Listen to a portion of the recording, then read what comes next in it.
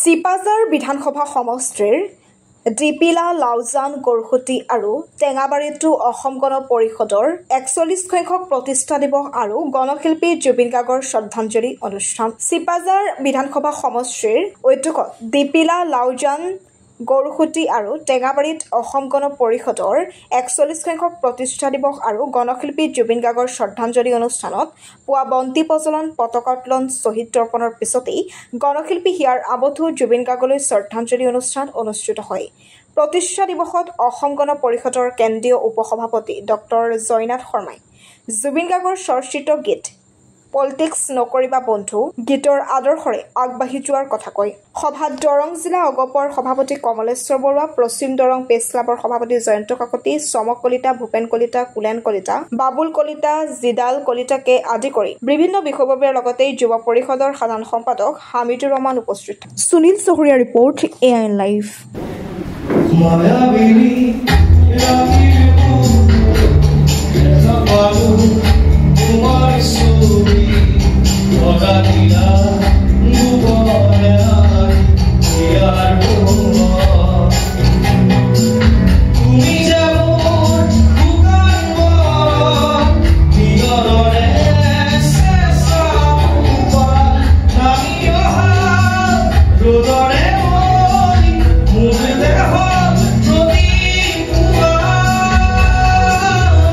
পৰিষদ দলে আজি ৪০ বছৰ সম্পূৰ্ণ কৰিলে। 1985 চনৰ 14 অক্টোবৰ তাৰিখে গোলাঘাটত অসম গণ পৰিষদ দলে এটা দীঘলীয়া 6 বছৰীয়া আন্দোলনৰ অন্তত আমি আন্দোলনকাৰীসকলে একমত হৈ এই দলটোৰ জন্ম দিছিলোঁ। আৰু জন্মলগ্নৰ পৰা মই নিজাববীয়াকৈ জড়িত হৈ আছিলোঁ আৰু অসমৰ সকলো শ্ৰেণীৰ মানুহে এই দলটোৰ লগত জড়িত হৈ 85 চনত আমাক শাসনৰ গাদীত বহুৱাইছিল। তাৰ পৰা দলীয় কথাটো আমি চৰকাৰৰ মাননীয় মুখ্যমন্ত্ৰীক কৈছিলোঁ।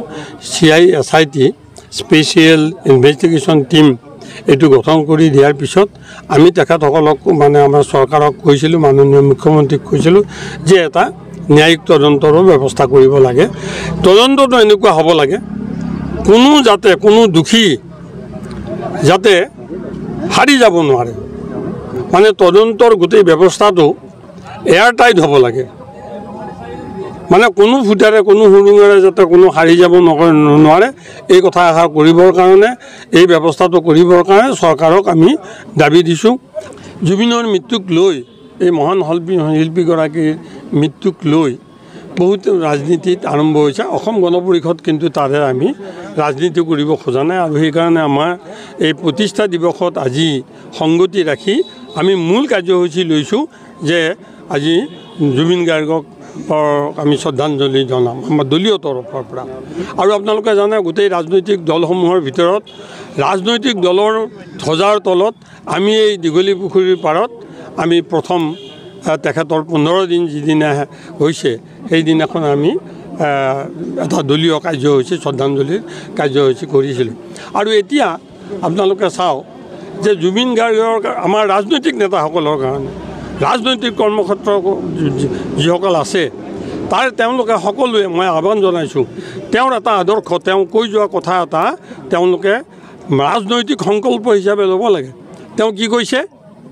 মন্ত্ৰী MLA চব পাপৰহে মাত্ৰ, দেখিবলৈ খাদ্য, আচলতে শব্দ।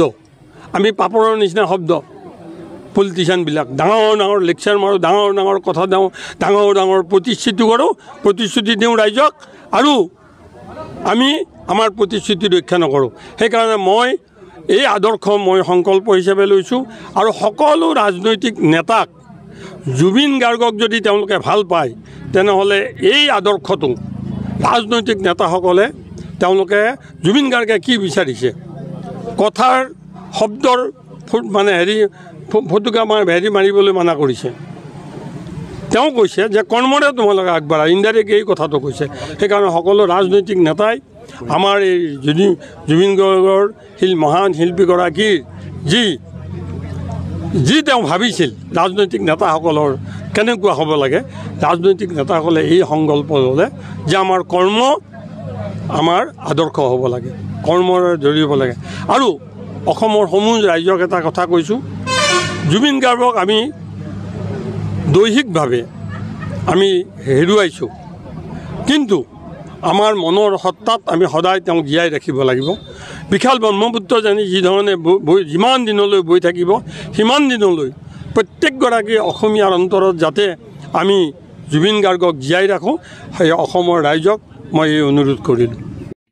যিকোনো খবৰ আৰু বিজ্ঞাপনৰ বাবে যোগাযোগ কৰক 7896121996।